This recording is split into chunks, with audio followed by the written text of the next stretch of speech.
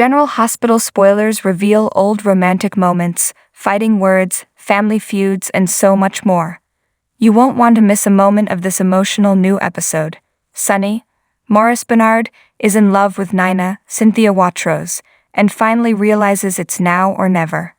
He wants to spend the rest of his life with her, so he takes the plunge and asks her to marry him. He doesn't want her excluded from his family, so he wants her to be a part of his family. Nina is stunned but also not sure if her SEC secret might come back to haunt her, so she is hesitant to say yes. However, Sonny doesn't want to take no for an answer and lays out every reason why Nina should become his wife. Will his heartfelt and romantic words get her to give in while a big secret is still hanging over them? Will Sonny even care about her big secret when he learns Michael's, Chad Duell, big secret? At least Carly, Laura Wright, doesn't suspect Nina at all. Instead, she informs Olivia, Lisa Locicero, about her plan to go after Tracy, Jane Elliott, and make Olivia's mother-in-law look bad. Olivia, ever the not-so-loyal Quartermain, doesn't seem to care. After his lunch with Tracy, Chase, Josh Slickard, finally realizes he either has to cut Brooke Lynn, Amanda Seton, loose or reevaluate how he has been treating her. He still loves her, but he is a stubborn and prideful man and didn't want to admit that he can forgive people if they do the wrong things for the right reasons. To that end, Chase makes a romantic gesture toward Brooke Lynn, and she is thrilled. However, she is also apprehensive and wonders how Chase will feel if he learns that she had Tracy use her connections to get him that second civilian review board hearing. Brooke Lynn later asks her grandmother why she just couldn't mind her own business. Jocelyn, Eden McCoy, and Trina, Tabiana Ali, finally get together after not seeing one another after the nurses' ball. Jocelyn is grateful to have Trina back and learns all about the terror in Greenland, as well as how much things have progressed between Spencer, Nicholas Alexander Chavez, and Trina. Joss and Dex, Evan Hofer, have taken their relationship public, and now take it into the sauna. Spencer doesn't like what he sees at the boxing gym one bit and picks yet another fight with Dex. Will Trina be able to rein her man in? The General Hospital recap features Carly, Spencer, and Drew coming up with what they think is a genius plan to beat legitimate charges. In this episode, Carly and Drew discussed their SEC troubles and tried to strategize. Carly's kids went at it as Jocelyn had a bone to pick with Michael. Sonny didn't want to think about Carly and Michael and only wanted to make Nina feel better. Tracy met with Chase and told him to either be with Brooke Lynn or not. And finally, Sasha tried to be friends with Cody again, but he just wanted her to trust him. Now let's dig a little deeper into the details. Drew, Cameron Matheson, and Carly, Laura Wright, met for a drink at the Metro Court, where much of the town seemed to be dining. It was meant to be a break from waiting around at the hospital for news on Willow, Ketlin McMullen. However, the pair also took the time to discuss their troubles with the SEC insider trading mess they got themselves into by not knowing what insider trading was, thanks to Tracy's, Jane Elliott, visit to taunt them at the bar. Carly came to the realization that she and Drew were in big trouble, and they needed to talk about it. Carly worried that they could be pitted against one another during this investigation, but Drew suggested it might be best if Carly testified against him. As expected, Carly balked at the idea. They admitted they did what the SEC is accusing them of, but still didn't see anything wrong with it. They just had to beat these charges and felt the only way to do it was to tarnish the reputation of the person who turned them in for the crime they committed, and in their minds that was Ned Wallykurth. Since Carly didn't want to hurt Olivia, Lisa Locicero, they figured they would just go after someone else. They finally settled on Tracy, and things might not go as well as they had planned. This should be fun.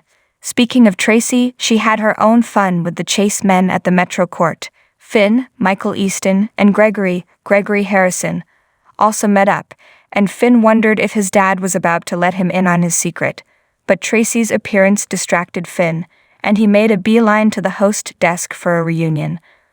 Once Finn and Gregory sat down at a table, Gregory surprised him with a family trip to Disney World for himself, Finn, Chase, and Violet. It would be a dream come true for Violet, but Finn didn't like the idea of a surprise vacation within the next week. There would be no time to plan. Tracy was there to meet with Chase, Josh Spickard, to discuss his relationship with Brooklyn, Amanda Seton. Chase tried to explain what happened between him and BLQ, but Tracy didn't want to hear it. She went to bat for her granddaughter and told Chase to either let her go or make a move to get her back, rather than leave Brooklyn in heartbroken limbo. Chase tried to explain himself, but Tracy wasn't having it. Soon, Gregory interrupted them to see just why Tracy was berating his son. Gregory and Tracy sparred for a bit, with Gregory going to bat for Chase. Finn was forced to break things up before it got ugly. Nana, Cynthia Watrose, remained distraught over her conversation with Carly the other day and told Sonny, Morris Bernard, all about how she apologized to Carly, but she still refused to help Nina with Willow. Yes, Willow wanted her to make peace with Carly, but she just didn't think she could do it. Sonny was then forced to admit to Nina that Michael, Chad Duell, wanted to make peace with him, as long as he didn't advocate for Nina to Willow. This caused Nina to realize that she would always be excluded from Sonny's family life and would be on the outside looking in. Sonny insisted that wasn't true and that she would be as much a part of his family as anyone else for the rest of their lives. To prove it, he suddenly asked Nina to marry him, and she was stunned. Jocelyn Eden McCoy made her way to the hospital to confront Michael as he awaited news on his dying wife. Willow didn't seem to matter anymore because Michael did something Jocelyn didn't like, and she wasn't about to let her brother live it down. To her, everything going on with Dex, Evan Hofer, and Sonny is Michael's fault, despite Sonny saying he'd let Dex walk away from the job if Dex just asked. Still, Jocelyn insisted Dex was trapped because apparently Sonny's words went in one ear and shot straight out the other. Michael was surprised to hear that Dex decided to stay in town because of Jocelyn, and Michael just wondered how she could selfishly do that to Dex. Michael couldn't believe that Joss would put Dex in danger, and Joss accused Michael of not caring. She said her brother just didn't want to have Dex on his conscience. The siblings argued back and forth about Dex and his future, who wasn't there and had no say in any of this. Michael didn't like the idea of Dex risking his life for Jocelyn, so he told her to send him away, but she refused. Jocelyn insisted that Michael just had to turn Sonny in and fix this situation because clearly a powerful and scary mobster like Sonny would have no control over Dex's fate from behind bars. It's not like he has no associates who could possibly mess with Dex's life. When Michael explained that it was Willow who told him to drop his vendetta, Jocelyn was furious that he involved Willow, but Michael defended himself. He didn't want to keep secrets from his wife any longer.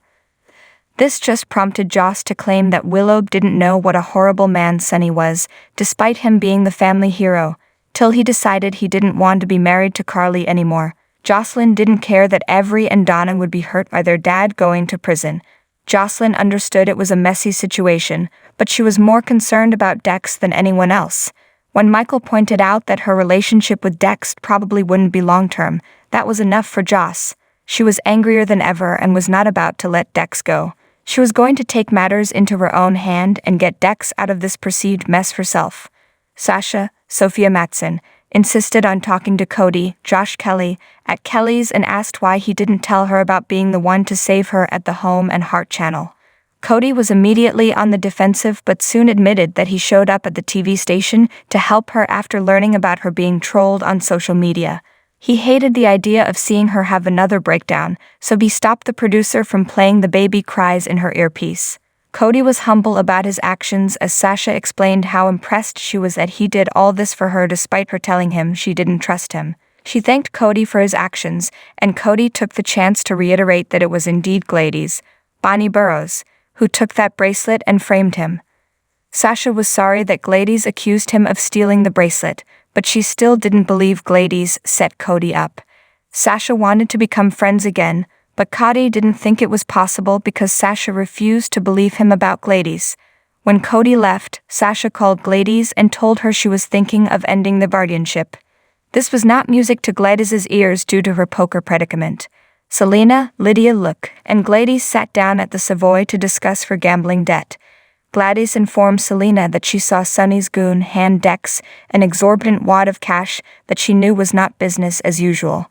Selena wondered if she could use that information but announced that Gladys still owed her more money.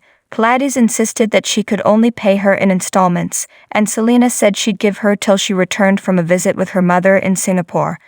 With 20% a week interest on $80,000, Selena later told her own goon that if Gladys didn't pay her back the money, she felt Sonny would be forever in her debt.